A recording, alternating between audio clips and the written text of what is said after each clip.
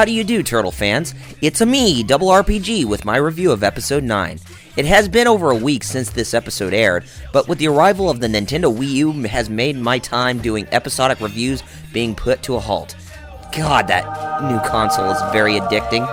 I'm not kidding. I just pray that a new TMNT game based on this series comes to the Wii U that can be as good as Batman Arkham City or something. I really want Rocksteady Studios to work on that rumored TMNT game that they debunked. They would get more respect from me if they did. That's aside from the point, as we are off topic here. Back to this episode. We have the Turtles fighting against the Krang, Xever, Bradford, and the Shredder? You better believe it, and it's a good one. Watch my review of Episode 9, The Gauntlet. The episode starts off on an ordinary day in New York City where April goes out for a walk on the streets when a huge mutant bird tries to chase her. April becomes freaked out by its appearance and she runs to the Turtles' lair for some help. Meanwhile, Donnie comes up with a new weapon to help our reptilian heroes escape from dire conflict: smoke pellets. However, they are made from scratch by using chicken eggs. No joke. Leo, Raph, and Mikey are very happy with what Donnie came up with, but the tech savvy warns them that they need to use the pellets sparingly as they are in limited quantities. April arrives at the sewer lair to tell the Turtles and Splinter about what was chasing her, much to Raph's teasing behavior. Leo then devises a plan to capture the mutant so they can ask why it was after her in the first place. Splinter tells them that it would be wiser to study their enemy instead of just going out with steadfast haste, as he thinks his sons are starting to be overconfident, but Leo insists that everything should be okay since they have fought well throughout the past few months of them going to the surface. Elsewhere at Shredder's lair, Saki's disappointment at Bradford and Xever's losses begin to grow, and he vows that it is his turn to fight Yoshi's students. Back on the streets, April plays as bait to lure the mutant pigeon, and it arrives after her, only to be taken down by our heroes. The pigeon reveals himself under the name Pete, and he brings a message to April from her father, Dr. Kirby O'Neill. He says that there is something big going to happen in New York, and that his daughter must be taken away from the danger. April is still reluctant and stubborn to find her father, and Pete agrees to take the five to where the Krang are hiding out at. As they leave via a smoke pellet, Foot Ninja were up on the roof spying on those six the whole time. The scene switches to Xever and Bradford, who both still remain ashamed for their second defeat, and the Foot call them up for a new assignment to track the Turtles down.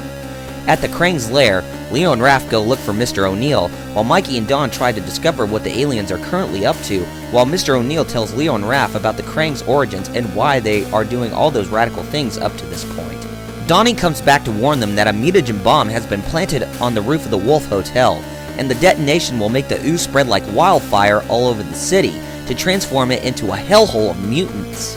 As Mikey accidentally triggers an alarm, Dr. O'Neill is freed, and the Krang come in chasing those five down. With more coming and no choice left, Dr. O'Neill stays to hold them off while the Turtles and April escape, much to his daughter's dismay. This proves successful, but April's father is taken away again. Donnie promises to April that they will remain to their promise to free her father someday. And with that, the Turtles head for the Wolf Hotel. Upon their arrival, they discover that the mutagen bomb proves to be very problematic toward Donatello's intelligence, and this leads to Bradford and Xever coming in to duke it out with the Turtles once more. The battle has begun, and the fight goes on as an equal match, and Don succeeds in deactivating the bomb from detonation.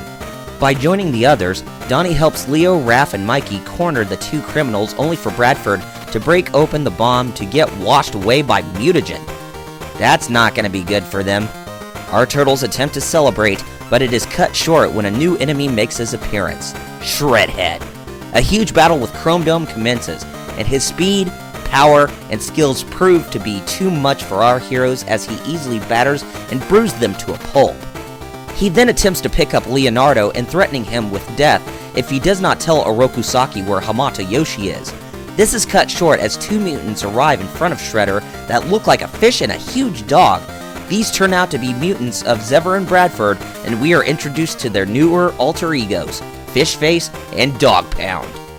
While the Shredder is shocked by their new appearance, the Turtles take this opportunity of Shredder being distracted to escape back home, and Saki becomes very infuriated that his enemies have slipped away.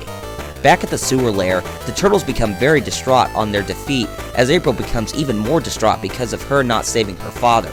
Splinter comes in and informs his sons that they were lucky to have escaped, and no one managed to ever have that opportunity when going up against Shredhead. Leo admits that what they did was wrong as they were overconfident and not ready for some things that they have no idea what they are up against. Splinter says that may be so, but the time for ease has subdued as the Shredder's tyranny cannot be easily avoided. Without hesitation, Splinter tells his sons to get ready as they are heading into war with Shredder and the Foot Clan. On that high note, Episode 9 concludes. All I can say is, wow! I've never seen the show ever make an attempt to be that extremely serious and dark based upon Nickelodeon standards. Granted, it probably happened in Avatar and The Legend of Korra, but this is just unreal. Most of the episode goes on with that particular fashion with what you would expect from our reptilian crime fighters, but the whole setup to where they entered their first battle with Shredder only made my skin crawl. Without hesitating, I will honestly now declare that this is my favorite episode. No joke. Episode 4 had its great moments, and Episode 8 was packed with eye candy, but the serious tone and brooding battle with Shredhead really took the cake. Even the first introduction of Dog Pound and Fish Face were a great plus as well. And yes, these two are the Bebop and Rocksteady of the show, although I am certain that we will see those two in later episodes. Hopefully. Probably the only thing I can complain about in this episode is Mike's behavior once more. He does have his moments where he redeems himself based on his fight against Severin Bradford to his defeat by the Shredder, but that whole thing where nobody wanted to work with him only makes me say, no kidding! Granted, it's funny as it usually is, but I will say it wasn't done to death as it was from the previous episode. It was still kind of annoying though. Other than that, Episode 9 was a change in tone that went from being smooth and polished to raw and dark based on what went on in the episode's climax. I only hope for bigger and even better things to come. With all of that said, I easily give this episode another 10 out of 10. I can't even recommend it that much as I already do, so I encourage all of you to give it a watch. Okie dokie, that concludes my review of Episode 9. Tune in shortly as Ninja Turtles go up against Dog Pound for the first time in Episode 10, Panic in the Sewers.